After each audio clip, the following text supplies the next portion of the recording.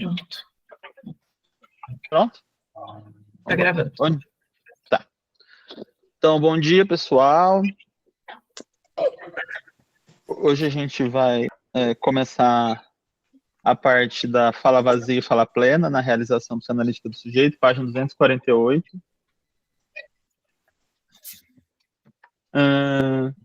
A Juliana tá aí? Juliana, tá aí? Juliana Pacheco? Não?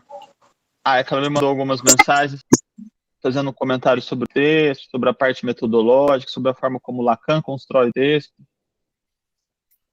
Depois, se ela entrar, a gente trata um pouco disso. Eu acho que é um assunto importante, assim, né? Que é como o Lacan vai construir no texto dele.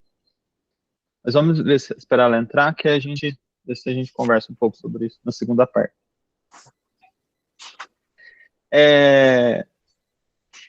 Então, mas antes de começar, tem a ver com o método também, né?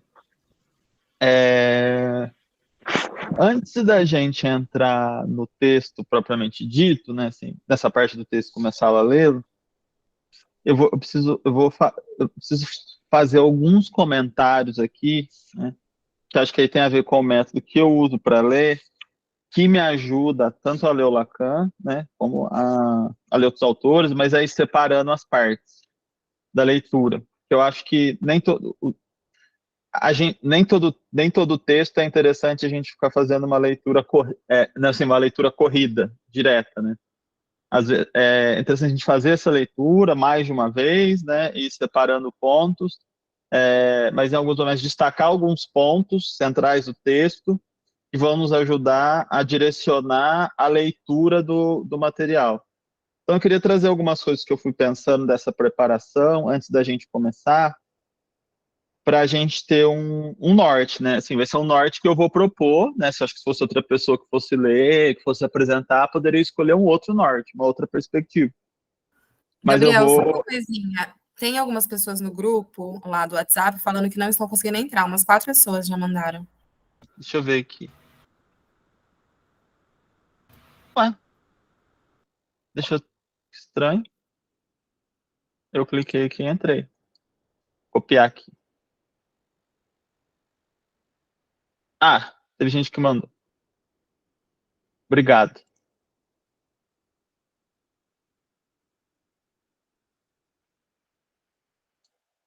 Que é o mesmo link de sempre, né? Não mudou, né? Acho que agora elas conseguiram. Então, assim, eu acho que são coisas que vale até a pena anotar para a gente ter na cabeça aqui que está orientando a leitura. Porque eu acho importante colocar um parâmetro, porque o texto do Lacan incita a gente a fazer muita exegese, né? Então, assim, incita a gente a sair bastante do texto, até porque é preciso fazer isso para entender o texto, mas senão às vezes a gente vai muito longe e depois não volta, né? Fica perdido. Acho que a primeira parte, né, que eu acho que foi a introdução que a Jéssica fez na semana passada, né, de explicar, de comentar, né, que foi o que a gente comentou na semana passada do termo parole, que é o francês de fala, que aqui aparece como fala.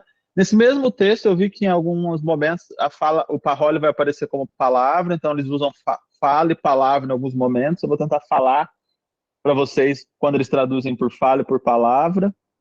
E depois no seminário 1, eles traduzem por palavra também. Então, assim, a tradução varia.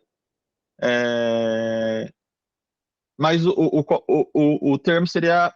Parole seria algo entre fala, palavra, palavra falada. Seria algo assim em português. Segunda questão, sobre essa questão da fala. Assim, eu ainda não consegui estabelecer uma conceitualização, uma definição do que ele está chamando de fala. Eu estou pensando aqui, quando ele fala mesmo como aquele material, né, que o paciente traz para a sessão. Então, assim, essa fala tomada em sua materialidade. Ainda não pensando como significante, é diferente de discurso, é diferente de mensagem, mas ainda não consegui encontrar uma definição, vamos dizer, satisfatória. Pelo menos em relação ao que eu estou pensando nesse texto, né? mas a gente vai avançar pensando nisso. Outra coisa, eu descobri que ele usa a palavra fala, parole, que aí no português deve aparecer às vezes como às vezes como fala e às vezes como palavra, pode confundir a leitura em português, em todos os seminários. Todos os seminários ele fala de parole. Eu achei muito interessante isso. Seminário 26, que é a topologia e o tempo, ele fala que a fala é o simbólico. Então lá ele dá uma espécie de uma definição de fala. Fala é o simbólico. De alguma maneira, já está presente isso aqui, né? Que ele vai colocar a fala plena, a gente vai ver isso do lado do imaginário. Não, a fala plena do lado simbólico, a fala vazia do lado do imaginário. Mas lá ele fala abertamente, assim, a fala é o simbólico e se distingue do imaginário, que é onde ele vai estar tratando de topologia. Então, isso sobre o termo, né, parole. Estou falando do termo parole porque ele aparece muito, que é o cerne desse item, né, do capítulo. E tem a ver com a tese dele, né, que a gente falou na semana passada, que é situar e pensar, articular os conceitos freudianos, os conceitos psicanalíticos no campo da linguagem e no campo da fala. Então, é um termo, um conceito muito importante, não só nesse texto, que é a tese dele, mas que ele vai sustentar, pelo visto, durante todo o ensino, começo ao fim. Então, isso é interessante. Outra coisa, deixa eu pegar minhas anotações aqui. Tem parte que eu anotei, tem parte que eu estou lembrando de cabeça, que eu acabei fazendo uma certa confusão. Outra coisa que eu acho que vocês quiserem anotar, vale a pena, que é da página 248 à página 255, antes dele tem uma separação aí bem clara de parágrafo, né? Não só de parágrafo, mas de trecho do subitem. Então, da página 248 à página 255, ele está falando de fala vazia. Aí depois da 255 até o restante do item, ele vai falar, que é até 266, de fala plena. Então, claramente, ele faz uma divisão. Nessa primeira parte, ele dá ênfase à fala vazia, e na segunda parte, ele dá ênfase à fala plena. Então, assim, na interpretação que eu estou fazendo, nessa primeira parte, ele está dando ênfase à fala no campo, né, no registro imaginário, e nessa segunda parte, ele está dando ênfase à fala no registro simbólico.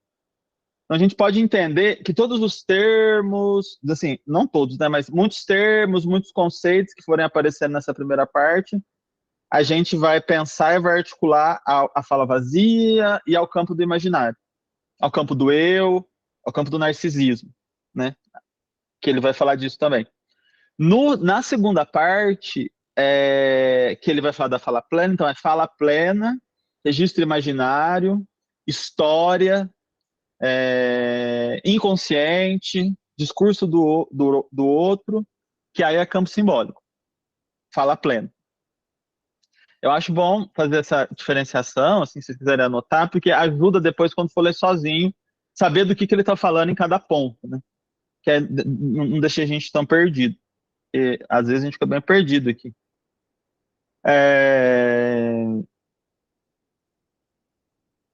Na primeira parte que a gente vai trabalhar, que é essa que eu estou falando, que é da fala vazia, só aparece uma vez menção ao termo inconsciente, que é no final, onde vai aparecendo uma frase que ele está fazendo uma crítica.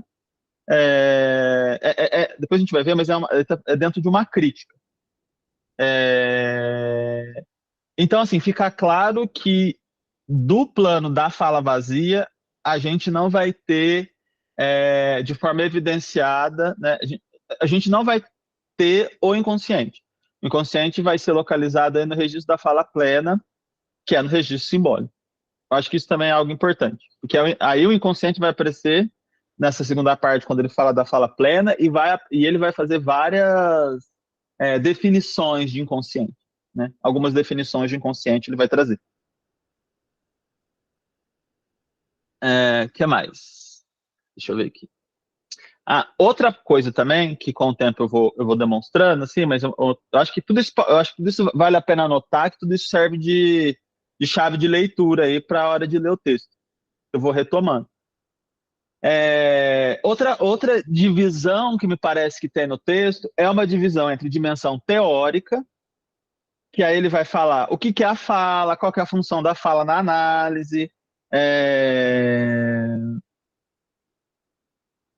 etc., nesse campo. Vou conseguir retomar tudo agora de cabeça. E uma outra dimensão, que é a dimensão técnica. Ele vai trazer aqui claramente orientações técnicas.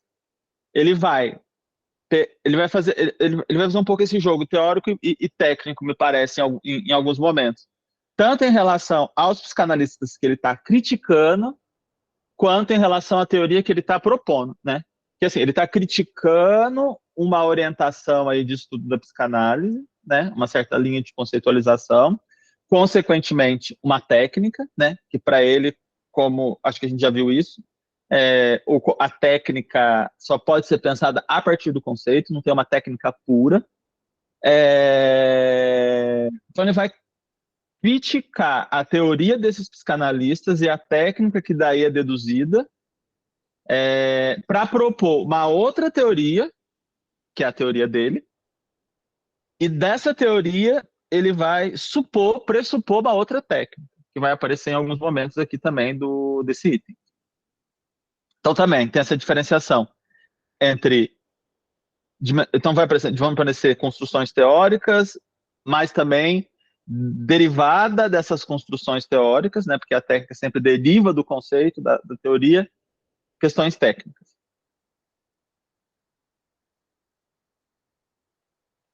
Isso está misturado. Não dá para a gente vai definindo conforme for lendo, mas não dá para definir agora. Igual dá para separar o texto em fala vazia e fala plena. Então, acho que isso é importante, até porque vai ajudar a gente a pensar na parte clínica, né, prática. E a ideia é que depois que a gente lê essa parte do texto, a gente traga um caso aí para discussão, para análise, a gente tentar analisar o caso a partir desses conceitos que ele traz aqui, fala vazia, fala plena, narcisismo, história, consciente como discurso do outro, etc.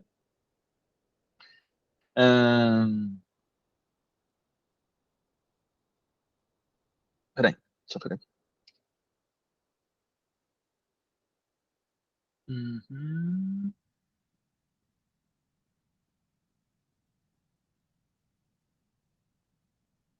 Tá.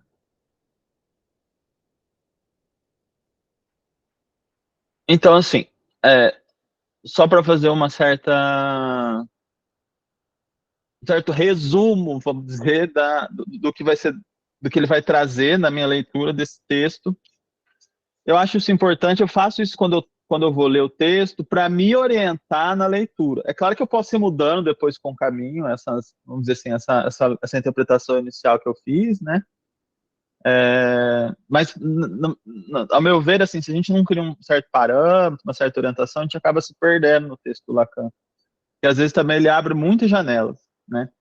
E aí a gente acaba perdendo o fio da meada, né? Que eu acho que é o mais interessante de se extrair do texto do Lacan, que é o fio da meada.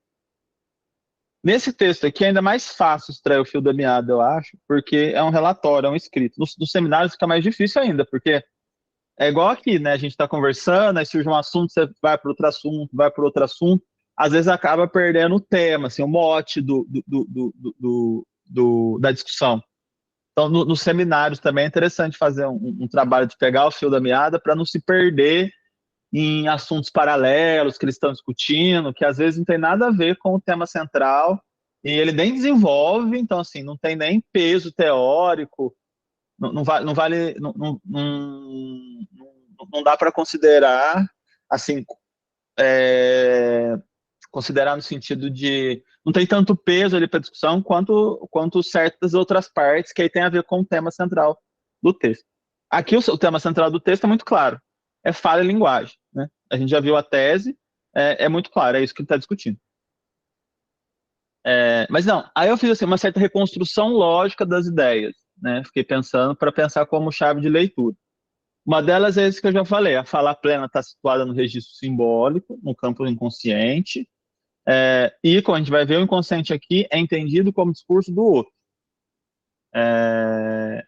A fala vazia está no campo do imaginário, no campo do eu, e me parece que, assim, do narcisismo, a fala vazia tem uma dimensão muito mais individualizante, né? Parece que a fala vazia traz uma perspectiva muito mais individual das questões, das problemáticas, por exemplo, que o analisante está vivendo, do que se a gente for pensar na dimensão da fala plena, que ela me parece mais transindividual, no sentido de que articula ao discurso do outro. É claro que a gente pode pensar que a fala vazia também articula o eu, né, o ego, ao outro, pequeno outro, no sentido de uma relação imaginária. E a fala plena, a gente poderia pensar que articula o sujeito ao discurso do grande outro, ao grande outro, né? Mas, de qualquer maneira, do jeito que ele vai colocando nesse texto, a gente pode até fazer essa leitura depois, né? Essa divisão que eu acabei de pensar agora, assim, mas eu acho que é uma leitura possível de se fazer também. Mas a leitura primeira que eu fiz é que a fala vazia, por estar ligada muito a essa ideia narcísica, me parece, se a gente for pensar na relação com o outro, uma fala muito mais individualista, vamos dizer. Já essa fala plena, que seria um resultado, uma passagem obtida pela operação do analista, das intervenções do analista, a gente já apontaria mais para um campo transindividual, que já articularia aí o sujeito ao discurso do outro, né? Aí ao inconsciente.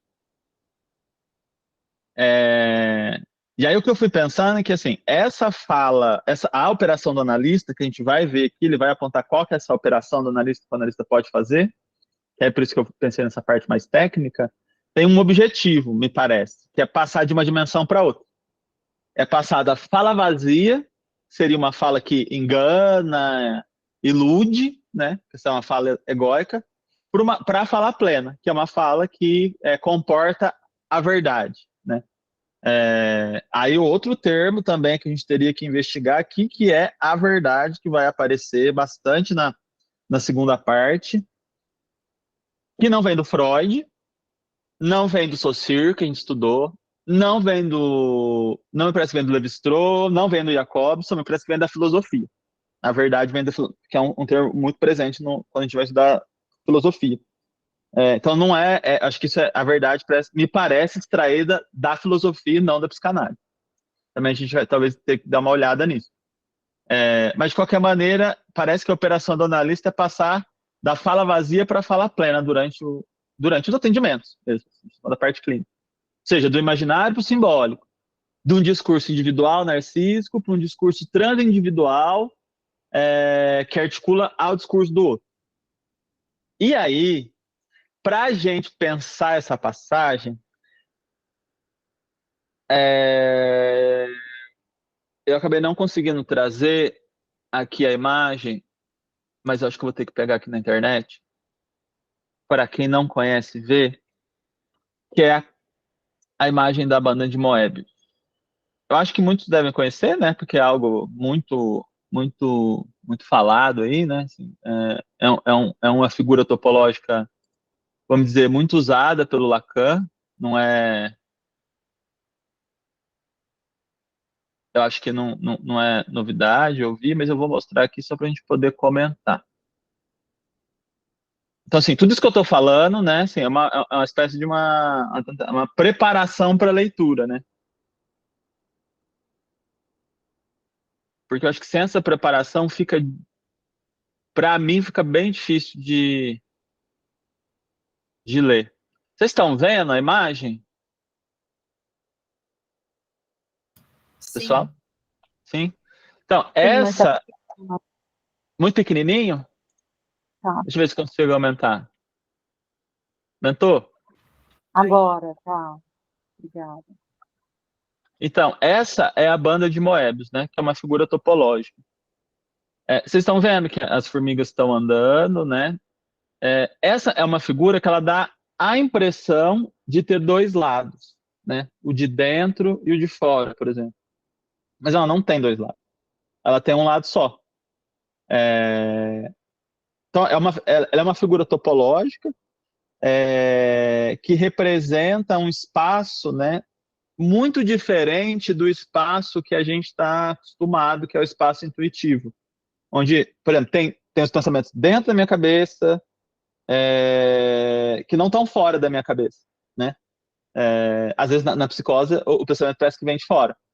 Mas o comum é a gente trabalhar com essa ideia de dentro e fora, na psicologia, mesmo dentro da psicanálise, né? E no dia a dia comum. Tem sempre o dentro e o fora. Tem o meu mundo interior e o mundo exterior. Pensando numa lógica, na banda de Moebius, não tem mundo exterior e mundo interior de uma forma separada. Eles estão em continuidade. Então, assim, nessa figura, é isso que dá para ver. Assim, então, não tem lado de dentro nem lado de fora, só tem um lado. Então, eles estão em continuidade. Às vezes dá a impressão que tem lado de dentro, lado de fora, mas quando duas formigas estão passando, assim, né, meio, como é que fala? Próximas uma da... quando elas ficam na mesma linha ali, mas não tem, só tem um lado. Dá para fazer isso no papel, inclusive, para acompanhar e perceber que só tem um lado, embora pareça que tem dois. Então, o que eu estou usando para ler, né? Estou trazendo, assim, vamos dizer assim, as ferramentas teórico-metodológicas que eu vou usar para ler o texto, que eu estou usando para ler o texto, para entender o texto. Vou propor pensar a fala vazia e a fala plena como uma banda de Moebius.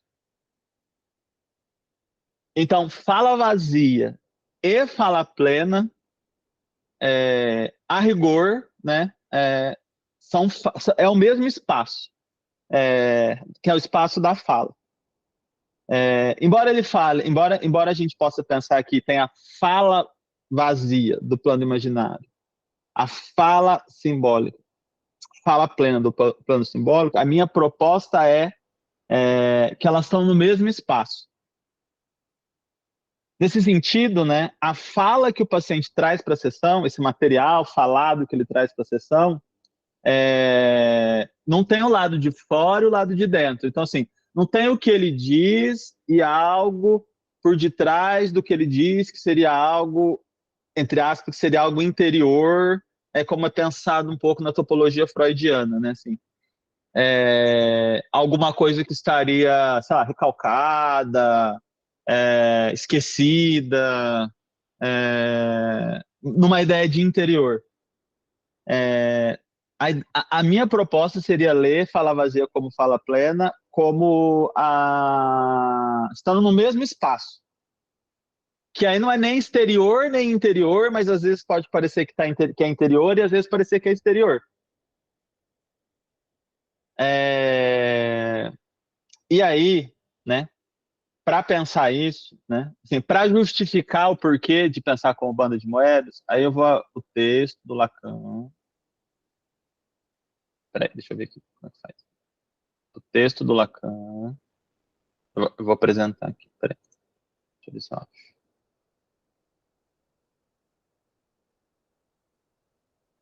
Texto do Lacan. Aqui. A gente vai no meio do texto. Peraí. Não, mais para baixo. Acho que se vocês quiserem abrir os escritos para ler comigo aqui, a gente vai para a página 253, para quem está com o online aí, né? Online, o PDF. Deixa eu ver aqui. É 253 também no meu, tá? Aqui o de papel. Nessa parte aqui, ele vem falar. A gente vai ler tudo isso, tá? É só para eu justificar aqui, né? O porquê usar a banda de Moebius. Ele vem aqui falando, ele vai vir falando da falha imaginária como campo como discurso narcísico, que o trabalho do analista, que a arte do analista seria, de alguma maneira, ir questionando, consumir até as últimas certezas que se situam nesse discurso narcísico. E aí, ele vai falar de algo que você já deve ter ouvido, que é muito famoso, que é a téssera, que é a relação da linguagem, da fala da linguagem com a téssera, que é proposta por um filósofo chamado Mallarmé. Não consegui ainda achar o texto dele, a poesia dele, ele era um poeta, onde ele fala isso. Se alguém tiver essa referência, dando passar, eu agradeço. Não achei. Procurei de todo jeito, procurei em português, procurei em francês, ainda não achei.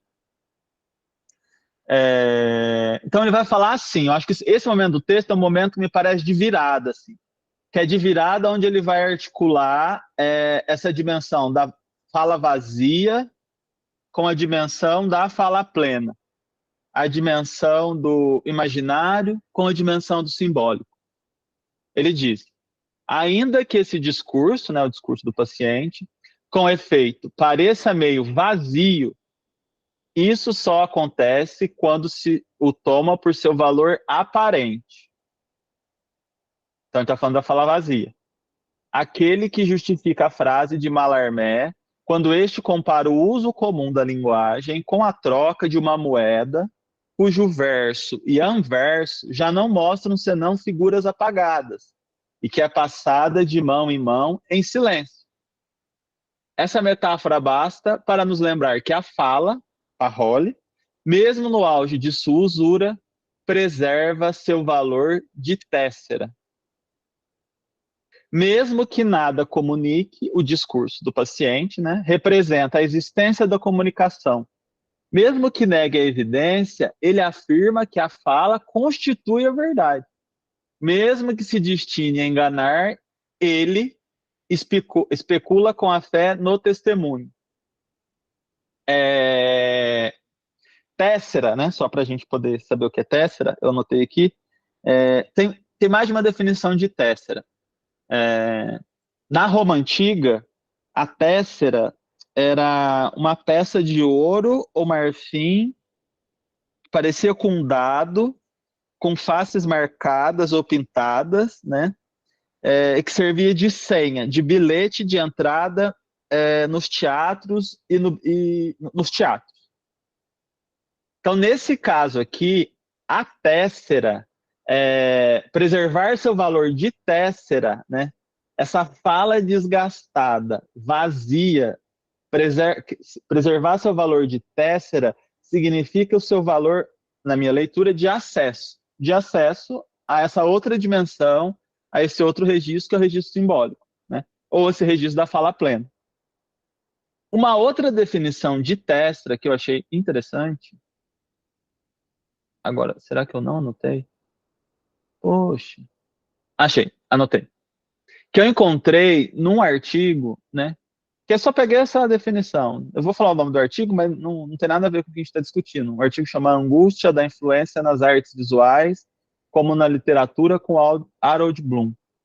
Mas nesse texto, né, que ela também está usando Lacan, a autora, ela fala assim, o termo téssera vem da observação de Mallarmé, que compara o uso corrente da linguagem à circulação de uma moeda, cujas faces só mostram efígies apagadas e que as pessoas passam de mão em mão em silêncio.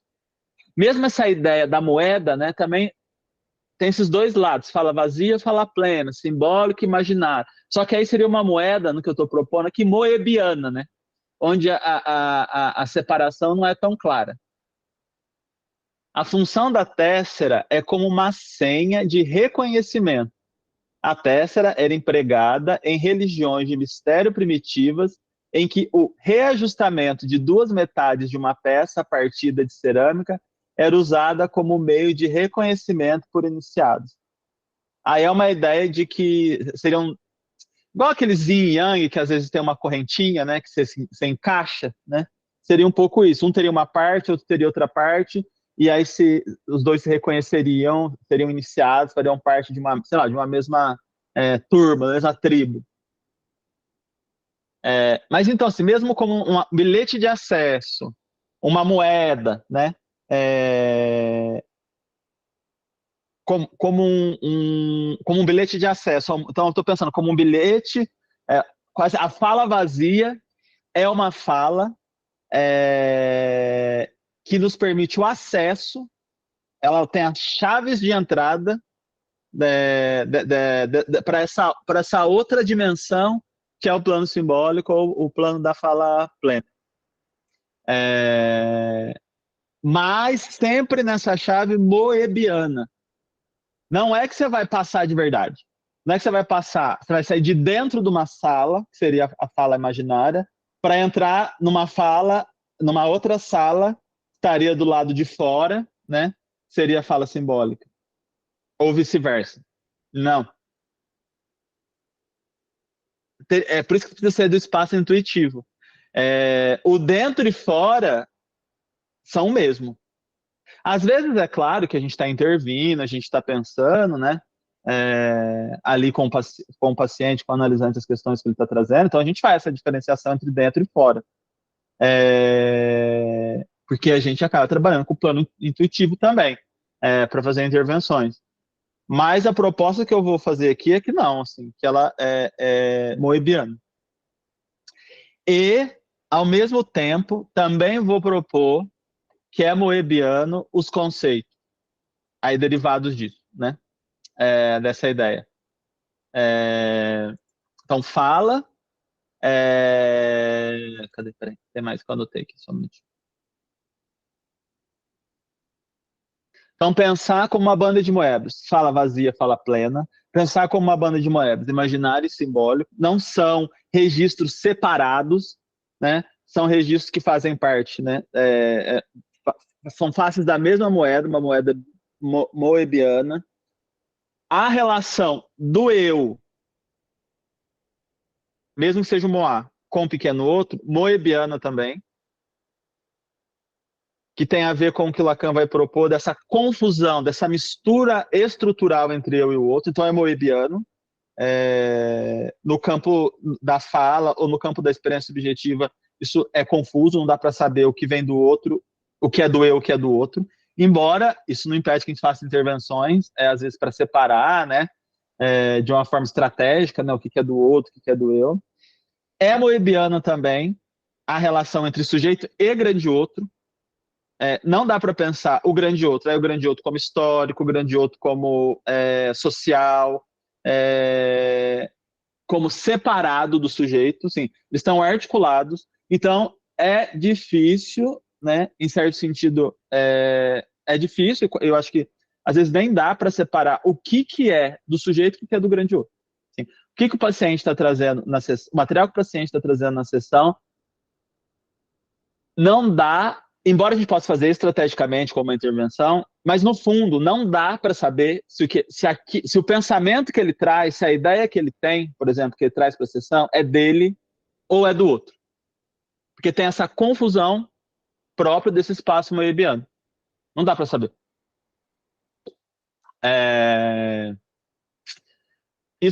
Então, aí vem inconsciente como o discurso do outro, fala como transindividual. Essa transindividualidade também me parece referente à banda de Moebius, tem a ver com essa confusão. Não é bem uma confusão, né? É uma forma de pensar, né? É uma outra lógica de pensamento para se pensar a fala, a relação do sujeito com o outro, a relação do eu com o pequeno outro. E, inclusive, aí extrapolando não, né? Nessa linha, pensar a relação do analisante com o analista. Também eu vou propor aqui de a gente pensar como moebiana, por enquanto. Depois a gente pode ir pensando em outras figuras, mas pensando como moebiana. Na análise, não dá para fazer claramente uma diferenciação do que é ideia do analisante, o que é ideia do analista, claramente. O que já estava ali como uma produção do analisante antes da sessão e o que é um resultado de uma produção estabelecida ali, construída entre paciente e analista, entre analista e analisante. Embora a gente possa, a gente também vá fazer essas diferenciações. A gente vai pressupor que já tem uma verdade, a gente vai vendo que tem uma verdade ali, que pode ser recuperada, tal. Mas durante o processo de análise, fica muito difícil de fazer essa diferença. Então, eu acho mais interessante pensar com a banda de Moebius, assim, não tentar ficar fazendo essa diferenciação. E aí, essa banda de Moebius dá para pensar outras coisas, que a gente vai poder pensar a questão da realidade, né? A realidade também dá para pensar como moebiana, não tem dentro e fora, não tem como saber se o que aconteceu fora e o paciente está te contando aconteceu tal como ele está te contando, ou se aquilo é uma interpretação dele, que são as duas coisas ao mesmo tempo. Isso também não é a interpretação de outros ali incluído, né? Mas, assim, é isso, assim. O que eu queria trazer hoje, né, embora a gente não vai começar a ler o texto hoje, era essa preparação, né, essas diretrizes, entre aspas, de leitura metodológica. Depois, se vocês quiserem, eu posso até anotar, fiquei pensando agora, assim, para compartilhar com vocês, se vocês quiserem ver, para ver se ajuda também na leitura do texto, assim, para quem ainda não tem muita familiaridade com a leitura do Lacan. Mas eu já li, porque assim, não é a primeira vez que eu leio esse texto, não é a primeira vez que a gente trabalha essa parte. Eu trabalhei inúmeras vezes essa parte. E ler seguidamente, sem ter um norte, não avança. Assim. Então, a partir dessa, vamos dizer assim, dessas chaves de leitura, dessa chave de leitura geral que eu estou propondo, a gente vai ler o texto, vamos ler nessa chave. Alguns pontos a gente vai dar mais ênfase, outros pontos a gente vai dar menos ênfase, algumas partes eu vou criticar o Lacan, porque não me parece muito interessante pensar no que ele está propondo. Então, aí, de alguma maneira, a gente vai extrapolar o Lacan. Mas eu não consigo. Eu acho que se a gente ficar só na exegese, a gente não vai atingir o objetivo que a gente tem aqui, que é responder essa pergunta: como trabalha o psicanalista? Que eu acho que a gente vai ter que adotar uma postura em relação ao Lacan mais de utilitarista, entendeu? Vamos nos servir dele para pensar a clínica. E não ficar submetido ao que ele fala como se fosse uma verdade absoluta, e que a gente não pode meter a mão e deturpar alguma coisa né, e jogar a nosso favor, né? Assim, eu tô pensando assim, mas jogar a nosso favor. Porque é o que todo mundo faz, né? Assim, no fundo, senão não teria tantas divergências entre os comentadores, tantas divergências de interpretação, né? Porque no fundo não tem como fazer uma interpretação, uma leitura à risca do Lacan, que vai representar de fato a verdade que ele está trazendo. E até porque é uma recomendação metodológica dele. Por isso que eu queria ter entrado nessa dimensão metodológica, que eu acho que fazer essa proposta que eu estou fazendo metodológica está totalmente alinhada com a proposta metodológica do Lacan. Mas eu quero falar disso ainda. Assim, hoje eu acho que não vai dar tempo, que eu quero abrir para a gente debater, mas eu vou tentar falar um pouco disso na semana que vem, porque a Juliana trouxe esse debate no WhatsApp comigo, eu acho que vale a pena voltar. Eu acho que fazer essa preparação de leitura do texto tem tudo a ver também com o que ele propõe no início dos escritos, né? Que assim, o estilo que ele usa, né? Ele fala: queremos, com o percurso de que esses textos são um marco e com o estilo que seu endereçamento impõe, levar o leitor a uma consequência em que ele precise colocar algo de si. Assim. Então a gente tem que colocar algo da gente. Eu acho que quando a gente estabelece um método, cria chaves de leitura, a gente está fazendo isso, né? Eu estou tentando fazer isso com o máximo de rigor possível, inclusive usando os próprios conceitos que ele traz. Né? Não é uma leitura também da minha cabeça, irresponsável. Tá bom, pessoal? Mas acho que o que eu queria trazer hoje é isso, aí eu gostaria de abrir para o debate. Aí no próximo encontro, talvez se vocês julgarem também interessante, eu posso falar um pouco mais do método do Lacan, de pesquisa que eu estou investigando isso, e aí a gente entra no curso. É isso. Gabriel, só para, antes da gente abrir para as pessoas, a Alana trouxe aqui a sugestão do texto do Mallarmé, que chama Crise do Verso. É ótimo. Vou anotar aqui. Ele pode estar falando disso. Nossa, porque olha, eu procurei, Alana, e não achei. Acho que o Gustavo tá aqui. Ele colocou num grupo que a gente tem no WhatsApp. Ele fez essa pesquisa porque no imaginário simbólico e real ele também volta a citar essa metáfora, né? Eu procurei, ele cita em outro texto também mais para frente. Então, assim, e esse Mallarmé é super citado, essa ideia da Tessera, pelo que eu percebi. Por outros autores, inclusive. Eu vou mandar ali no grupo o PDF, aqui no WhatsApp. É ótimo, obrigado. Vamos abrir a fila, então? Camila, manda lá. Oi, gente, bom dia. Bom dia. Eu queria comentar justamente essa questão da Tessera, assim, porque eu acho que você foi, Gabriel, por uma chave de leitura que eu achei interessante, assim, um ponto que eu não tinha pensado. Eu vou destacar o ponto que você pensou, que eu não tinha pensado, e o que é que eu tinha pensado antes em relação à Tessera, né? Ótimo. Mas achei muito interessante isso que você trouxe, assim, da Tessera, como essa possibilidade de acesso a um outro registro, né? Não necessariamente a um outro lado, mas a esse movimento de estar num registro, vai para o outro, mas ao mesmo tempo volta, né, desse movimento da banda de Moebius mesmo. E aí eu achei interessante, porque eu não tinha parado para pensar por essa perspectiva, né, qual foi a leitura que eu tinha feito até então, da Tessera como esse objeto que possibilita aí uma relação com o outro, né, disso que possibilita uma troca com o outro, uma relação com o outro, um reconhecimento diante do outro. E aí a leitura que eu tinha feito até então, né, dessa divisão que ele vai fazer aí, que eu fiquei me perguntando, né, por que ele começa falando de fala vazia para depois entrar na fala plena, né? E aí a leitura que eu tinha feito era justamente essa, assim, de que, bom, ele começa pela fala vazia, e aí ele vai trazer isso, né? Essa citação que você trouxe, de que mesmo no auge da sua usura, ela preserva o valor de Tessera, então ela preserva essa possibilidade de relação com o outro, né? E de que ele teria feito esse caminho meio que para mostrar que, bom, mesmo na fala vazia, é isso que está em jogo, né? É essa relação com o outro. E é isso que a gente, enquanto psicanalista, digamos assim, precisa estar minimamente advertido, assim, né? Que é essa relação, tanto com o pequeno outro, né? Quanto a relação com o grande outro também, né?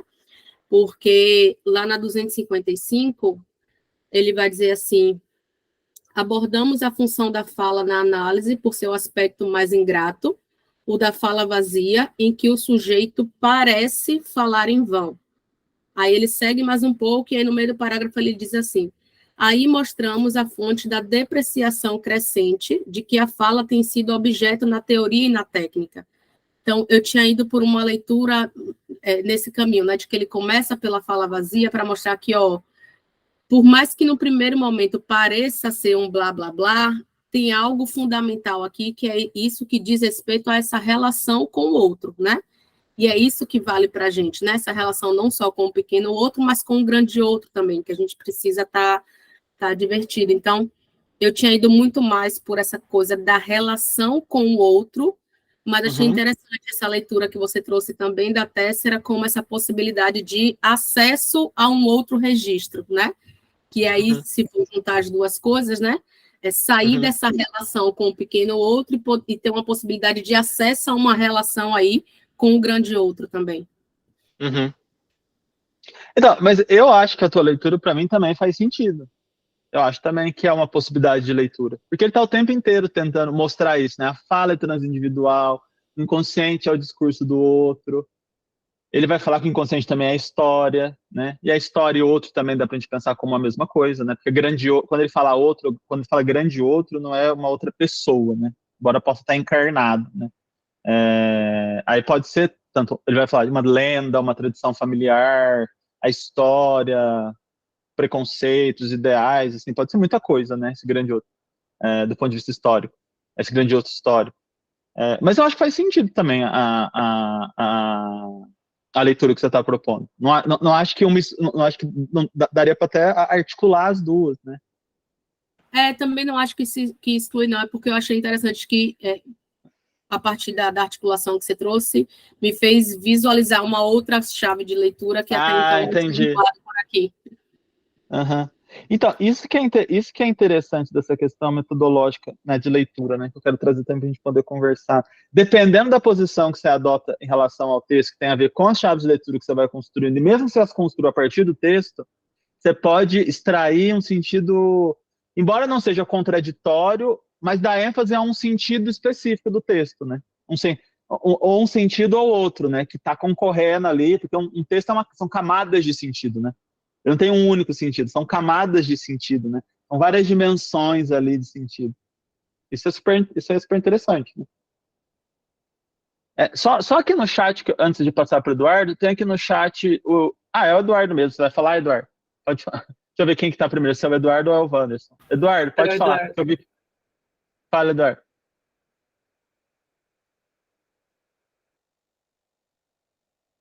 Eduardo?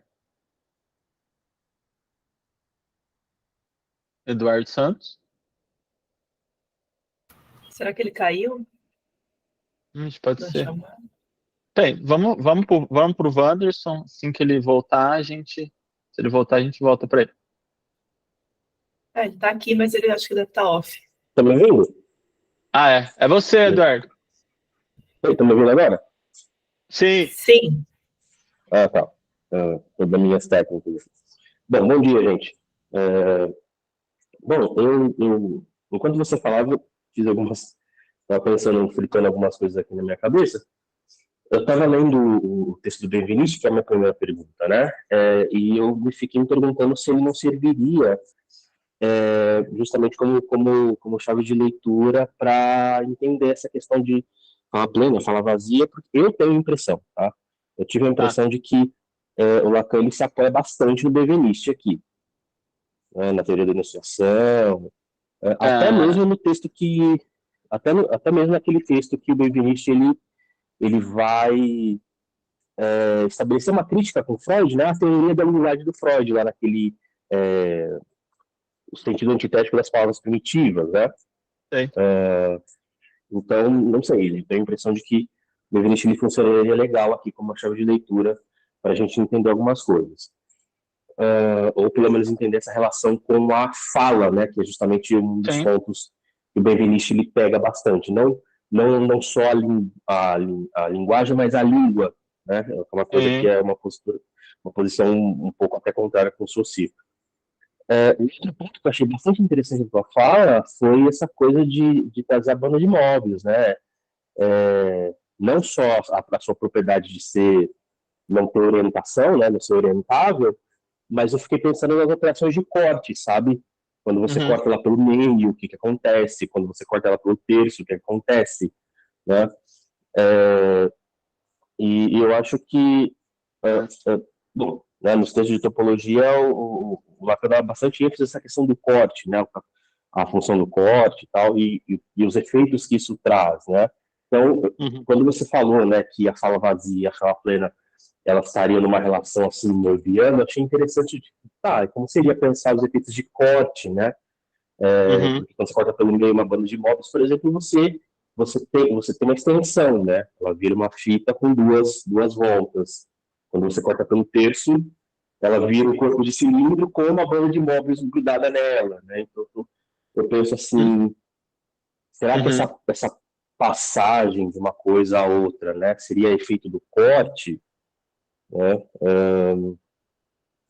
Não sei, eu estou pensando aqui. Seria interessante aplicar essa questão do corte a essa estrutura da fala plena e da fala vazia. E uma outra referência também que me fez pensar é do esquema R, né? Onde mostra-se que imaginário e simbólico eles estão assim meio que são o verso um do outro, né?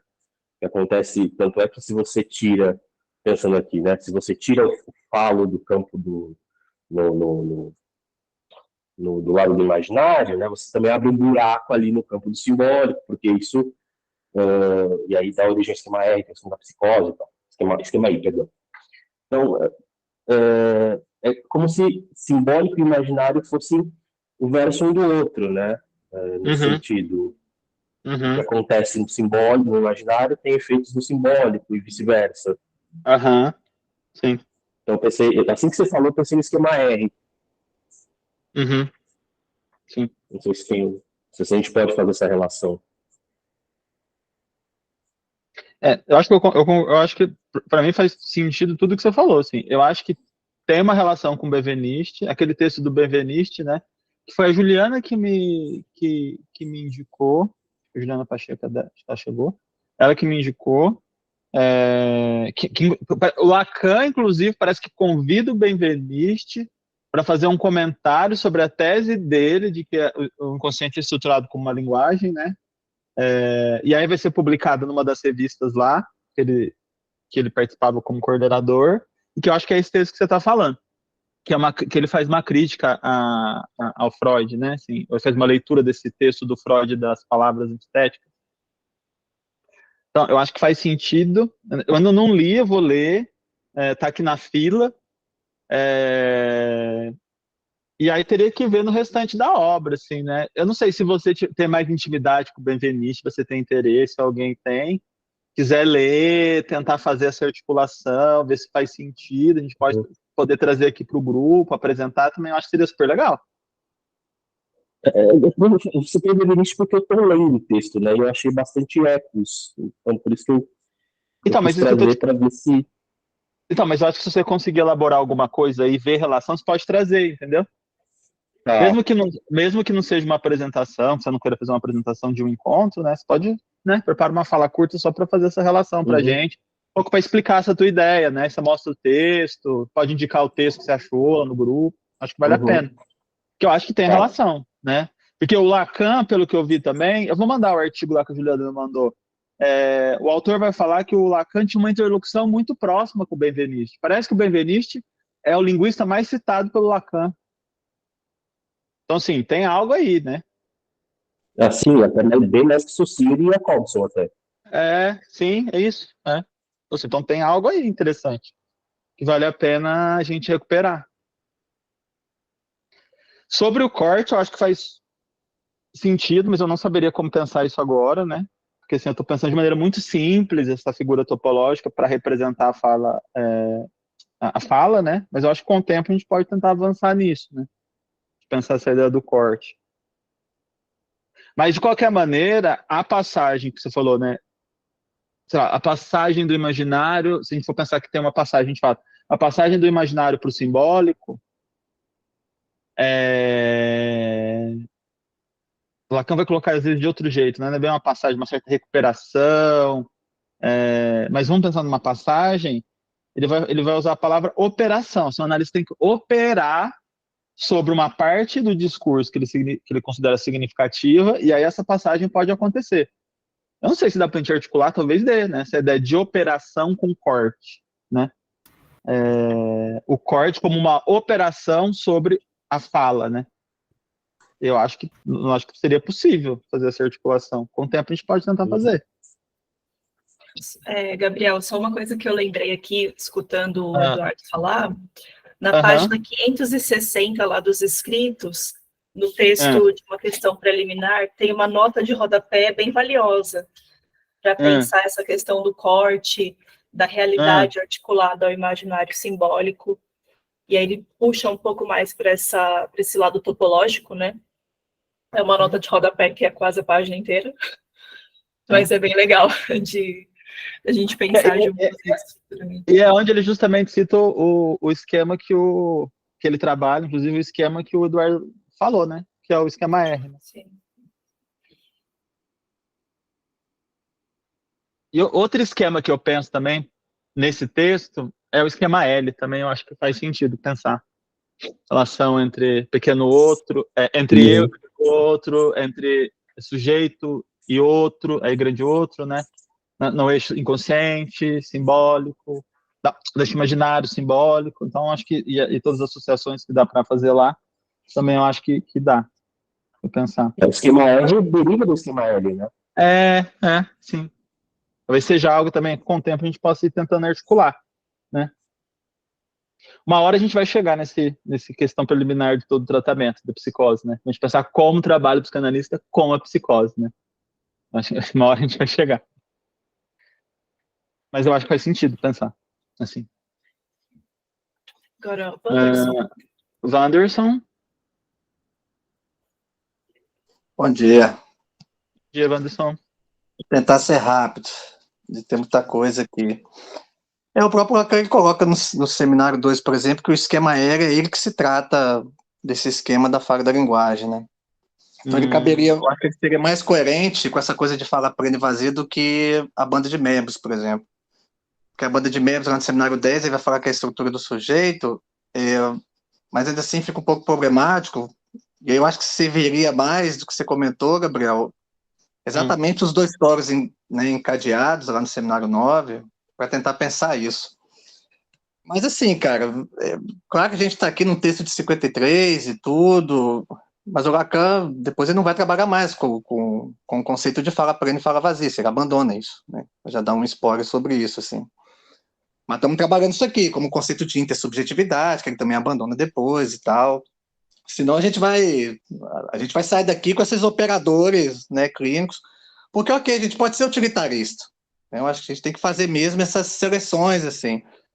Mas também dá para fazer isso com o próprio Lacan, como eu estou citando aqui, né?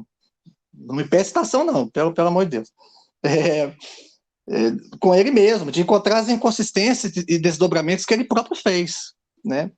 Eu não concordo que o Benveniste é o mais citado pelo Lacan, não. Assim, da leitura que eu tenho do ensino inteiro é o Jacobson mesmo, assim. Né? Isso ele comenta várias vezes.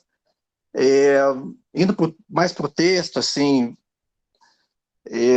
essa ideia do inconsciente ser o discurso do outro, o Lacan ele fala que ele extraiu isso do Lévi-Strauss. Né? Então não é uma invenção do Lacan. Essa frase que o sujeito recebe sua própria mensagem de forma vertida, o Lévi-Strauss falou isso. O Lacan pescou, né? Assim como o Lacan também extrai a ideia do grande outro, não só das estruturas elementares de parentesco, mas sobretudo do texto do Freud sobre sonhos e telepatia. Isso, se eu não me engano, ele fala em Função em Campo, né? Um pouco mais à frente, assim. Tá lá, né? Esse texto do Freud tão um pouco debatido. E por último, você trouxe aquela citação antes do cenário 26, eu ia até trazer ela também, mas você já trouxe, porque observa, eu tinha comentado isso no outro encontro, né? Senão a gente cai numa coisa bem lexical ou de semântica do que é fala, vociferação, do que é palavra, do que é discurso, né? Já que tem essa coisa do francês, né? Parole, né? Ou tem tal conotação ou outra, né? E o Lacan também vai ter uma série de problemas sobre isso. E eu acho interessante bem no início do seminário 16, o Lacan colocar que o essencial do discurso, o essencial da psicanálise é exatamente de ser um discurso sem fala e sem palavras. Né? Então, olha como que muda, né? Então a gente cai nessa coisa do verbal ou da fonologia da coisa, né? Do sensorial, assim. E, por último, a ideia do corte, cara, assim, da minha leitura, a gente só consegue entender um pouco esse corte no Seminário 9. Assim. Só é possível lá, sabe, o Eduardo, o nome dele? Estou vendo a carinha do Freud aqui. Sim. Acho que realmente só no Seminário 9 ali, tanto com o Toro ou o Crosscap, né, sobretudo, mas é que é um problemão, né, como a gente às vezes usa essa coisa do corte de uma maneira vinculada às vezes ao tempo lógico, né, uma série de bobagens aí que é falado ou feitas, e que não é bem assim, tem toda uma precisão isso. Aqui mesmo no capítulo do Função em Campo, mais à frente, sobre interpretação, ele fala que a interpretação produz essas ressonâncias, né?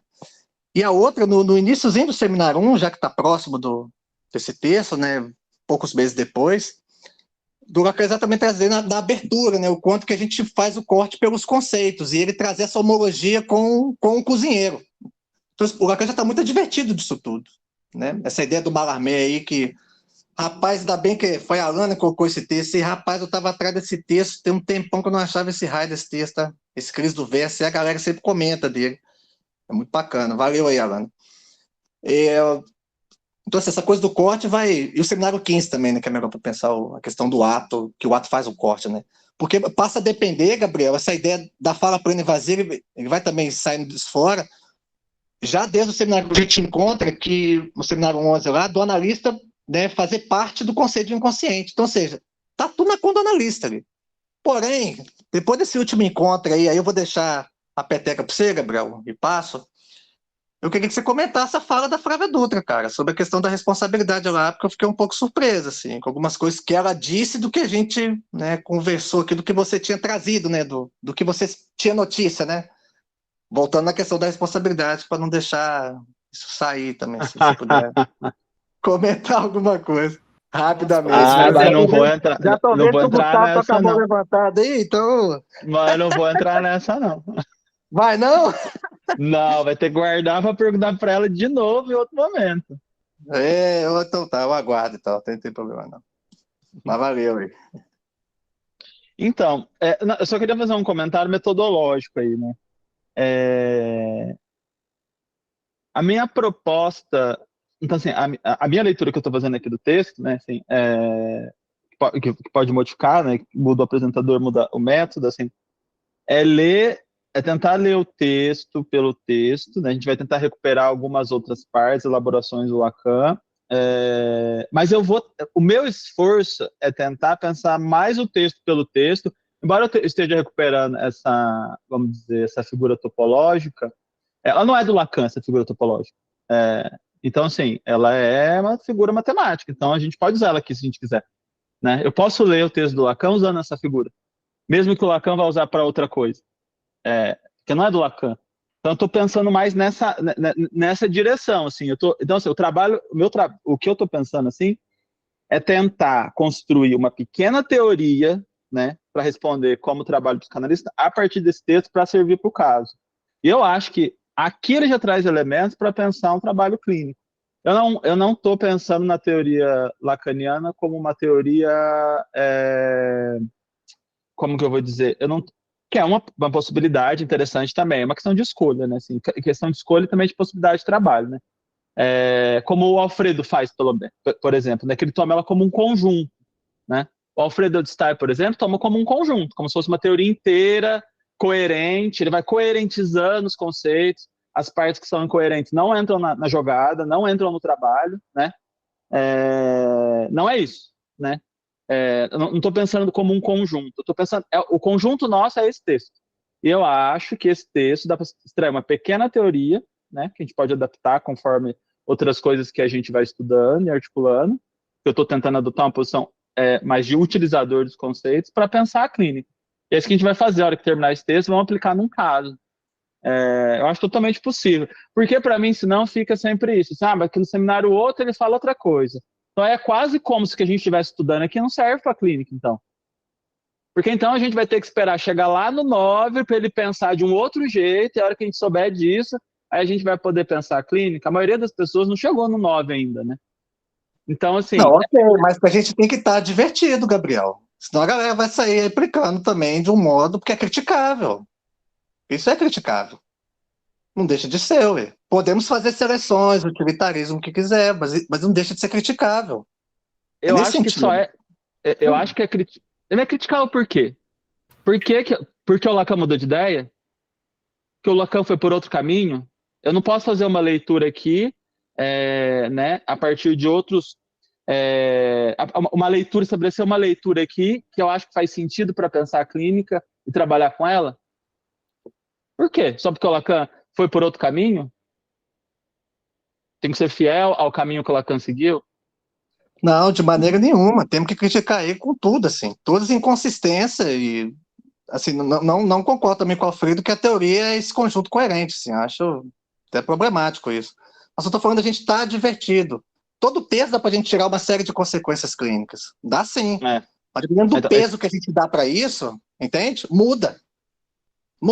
É só nesse sentido, assim. Tá. Mas tá bom. Deixa eu só fazer um comentário nisso. Eu sei que o Gustavo está na frente, mas senão a gente vai perder o fio da meada.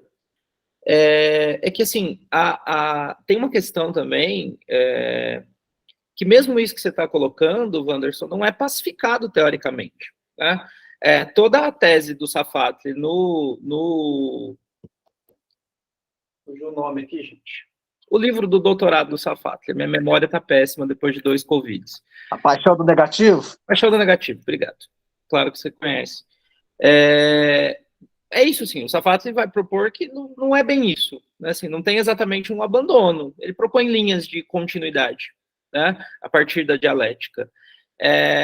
Então, mesmo isso, assim, eu acho que a própria ideia de obra que o Milner apresenta, que o Jean Loche apresenta, nos dá essa dimensão, né? Assim, que existem muitas leituras possíveis, assim. Não se trata de dizer que o Safatli está errado, por exemplo, né? Mas o Safatli apresenta uma leitura, dizendo que essa ideia de intersubjetividade, intrasubjetividade, que ela não está completamente abandonada. Tem uma linha de continuidade que está amarrada pela dialética. Tá? Então é isso, assim, são possibilidades. Acho muito complicado também. Eu entendo que seja uma advertência, mas acho muito complicado que a gente vá jogando fora certas coisas a partir de reformulações que o autor fez. Senão não seria uma obra, assim, seria um texto, né? Tanto no Lacan quanto no próprio Freud também. Quantos Freuds existem? E acho que isso, inclusive, é uma coisa induzida pela leitura lacaniana. Nos anos 50, o Lacan bateu tanto nos freudianos que se a gente faz essa leitura do Lacan dos anos 50 e fica vendo isso e vai sendo convencido por um cara muito convincente, que é o Lacan, de que a leitura dele é a mais adequada possível, né? Isso é um perigo também, porque a galera estava fazendo um monte de coisa, né, assim, e o Lacan se meteu nessas brigas politicamente, citou a galera até nominalmente, e bateu demais nessa gente, e às vezes a gente é levado a crer que toda e qualquer outra leitura do Freud não servia para nada, né? Isso está no Lacan, o Lacan nos induz a isso, né? Isso é um erro, isso é um problema. E às vezes a gente pode tomar esta leitura quase que dogmática do próprio Lacan, né? Eu só acrescentar não é a postura. Aí eu concordo com você com tudo que você disse, assim. Não é a postura que eu tenho frente ao texto da teoria do Lacan. Eu prefiro sempre confrontar o Lacan, antes de tudo, com ele mesmo. Então, assim, senão a gente cai de novo na ideia do otimismo do Lacan, né? Que para mim também é uma bobagem, assim. Exato. Mas o que eu estou dizendo é que se for para fazer esse confronto, ou seja, se ele chega num período tal, que ok, a gente não tem que chegar lá, né? Mas se ele vira e fala que isso aqui que eu usava, né, não serve mais, ou por conta disso ou daquilo, eu quero saber que pressuposto que ele está utilizando, para também poder falar assim, tá, não concordo com essa fala do Lacan, com ele mesmo, né? Mas eu estou entendendo a metodologia aqui, Gabriel, já saquei, assim, é uma questão mesmo de postura minha frente ao texto, assim mesmo, já, para fazer esses confrontos com o Lacan. O Lacan é muito inconsistente, é uma série de contradições, mas eu entendi a ideia.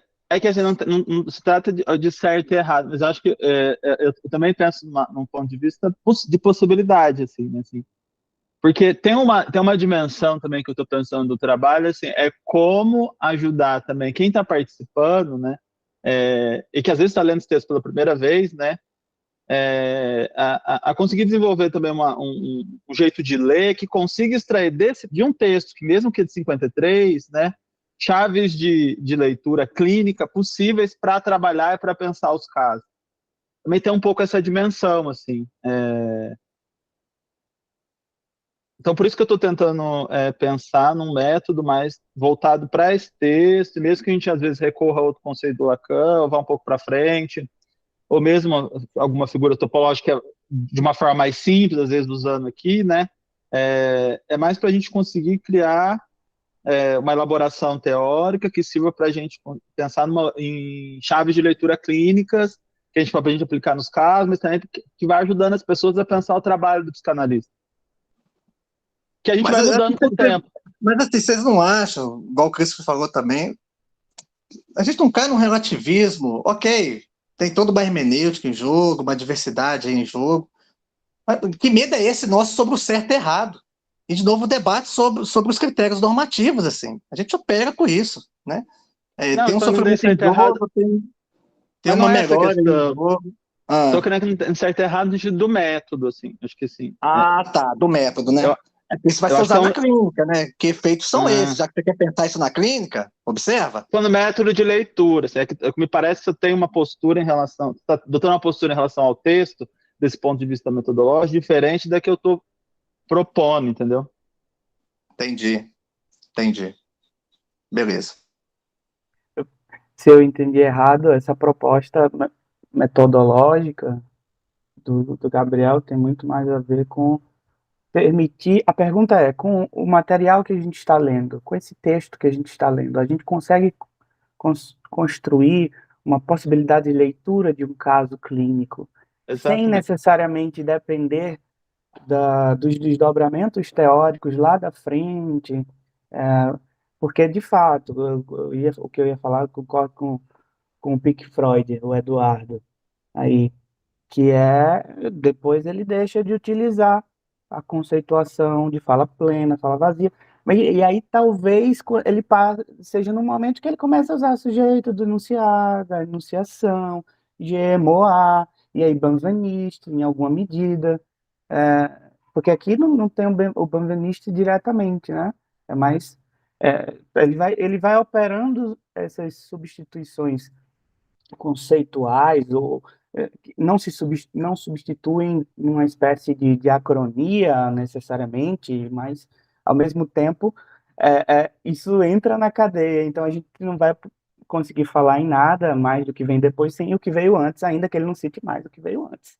Se a gente quiser trabalhar com essa postura sincrônica, só que ao mesmo tempo lidar com uma teoria, o próprio Lacan no Seminário 18 se coloca como alguém que está na posição de analisante.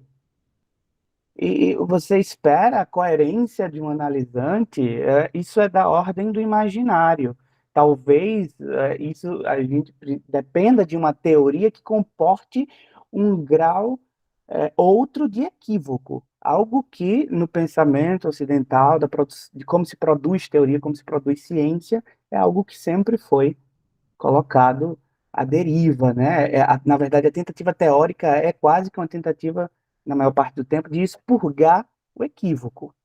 E aqui a gente tem que lidar com o equívoco de alguma maneira, né?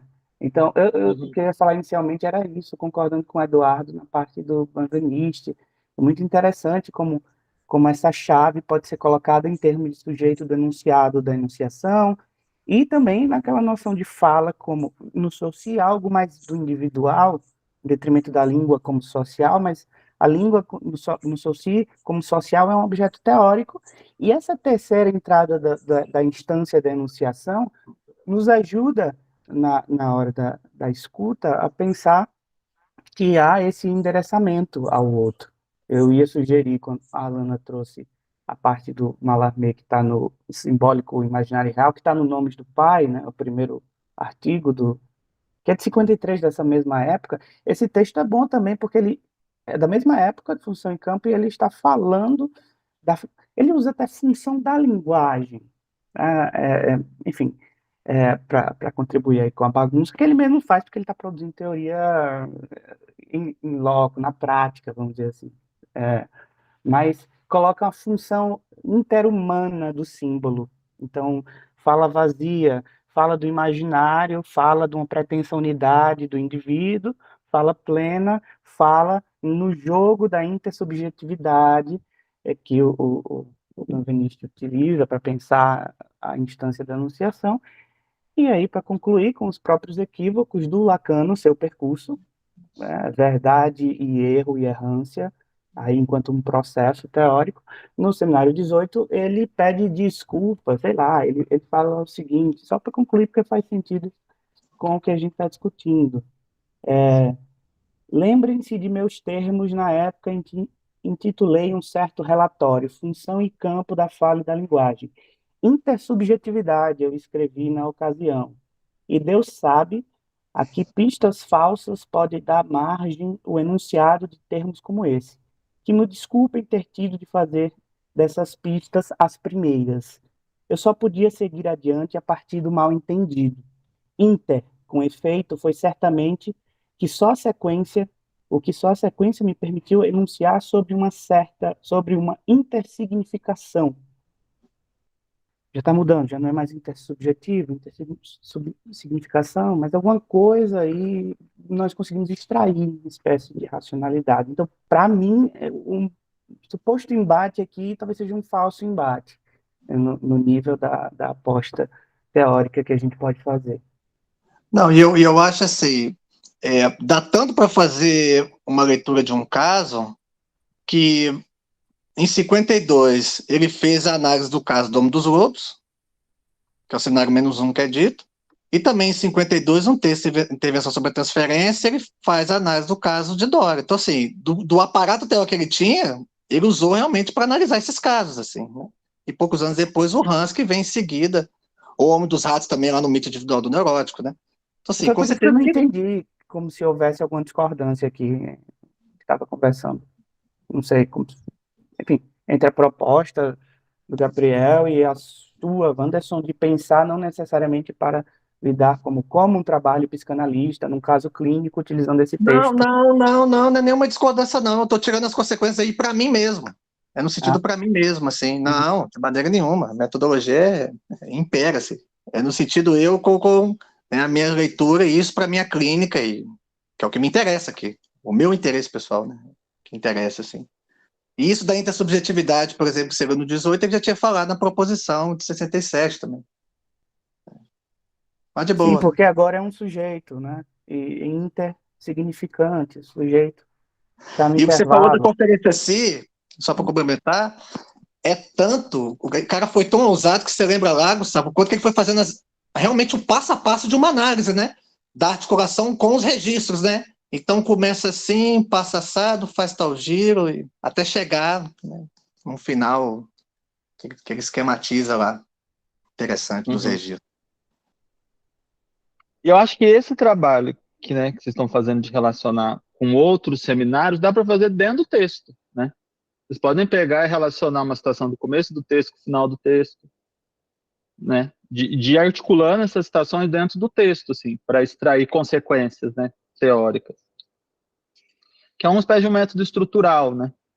Você vai tomando vários elementos aí da estrutura e articulando-os e tentando extrair daí algum tipo de sentido a partir dessa articulação. Se fizesse outro, por exemplo, se trouxesse outra citação, seria outro sentido, né? Os sentidos também não são tão estáticos, né? Mas eu acho que, assim, não vale a pena fixar também muito nos termos. Fala vazia, fala plena. Ele não usa mais fala vazia, mas fala plena, mas continua usando fala. Ele não usa mais fala plena, mas aqui ele está usando fala plena, está relacionando fala plena com simbólico, lá no 26 ele relaciona fala com simbólico. Então, assim, acho que também não dá para ser também tão literal, né? Assim, a gente pode também ir utilizando de outras formas o que ele está falando, porque assim, aqui ele está falando de simbólico imaginário, vai continuar falando de simbólico imaginário, está falando de parrólio, vai continuar falando de parrólio, igual eu falei, ele fala de parrólio em todos os seminários, pelo que eu encontrei. Ele pode falar de outras maneiras? Pode falar de outras maneiras, né? E não dá para falar de um mesmo conceito de várias maneiras? Também tem uma outra questão que eu acho que é importante, que é o uso dos conceitos. E os conceitos só dão para ser definidos pelo lugar onde ele aparece, se a gente for pensando em teoria do significante. Então, fala aqui pode não significar a fala lá no seminário 17 ou no seminário 18. Não quer dizer que a fala aqui foi abandonada, quer dizer que a maneira como ele está usando o conceito lá, naquele momento, cabia ser trabalhado de uma outra maneira. É uma outra perspectiva metodológica. Assim. Por isso que eu acho que é tão importante trazer essa perspectiva metodológica. Não tem uma só de trabalhar. Eu vou tentar trazer isso no começo do encontro que vem, porque não tem uma forma só de trabalhar. Por exemplo, ele usou fala em todos os seminários. Será que tem o mesmo sentido? Pode não ter. Porque o mesmo termo dentro do contexto que ele estava debatendo pode significar outra coisa. É o que a gente vê, por exemplo, com citações, né? Às vezes as citações parecem tão óbvias, tão claras, né? Quando um autor cita, você vai ler lá no Lacan, significava outra coisa, considerando o contexto da discussão que ele estava apresentando. Então, assim, isso tem a ver com o método. Gabriel, quer ver, por exemplo, uma coisa que a gente consegue tirar consequência do texto aí, que pelo visto a Paula não trabalha em Tadopi, que é o conceito de retificação subjetiva. Por isso que você leu aí, dá para extrair a retificação subjetiva que ele fala. E que ele vai falar na direção do tratamento e tudo. Que o Lacan utiliza o termo retificação subjetiva. E a Paula não trabalha com esse viés, ou trabalha, que até onde eu entendo não trabalha. Então, observa que vira um conceito que operável, de certa maneira, né? Ou, sei lá. Mas aí são escolhas, né? Dá para extrair. Como dá para extrair outros conceitos, né? Esse que eles usam de emissão de autoridade, ninguém usa, só usa na Pola. Você conhece alguém que usa fora da Pola, emissão de autoridade? Que é um termo que aparece no título de um artigo. O Lacan nem desenvolve? Não, nunca vi nenhuma escola. Geralmente eles usam mais alteridade, né? Mas que não é uma escolha. Aquele gozo mortífero. É um texto que não está nem traduzido, né? O Miller tem um livro que chama Gozo Mortífero, que eles trazem um pedaço do Lacan também. Dá para fazer isso também. Pegar o Lacan fez isso com Freud.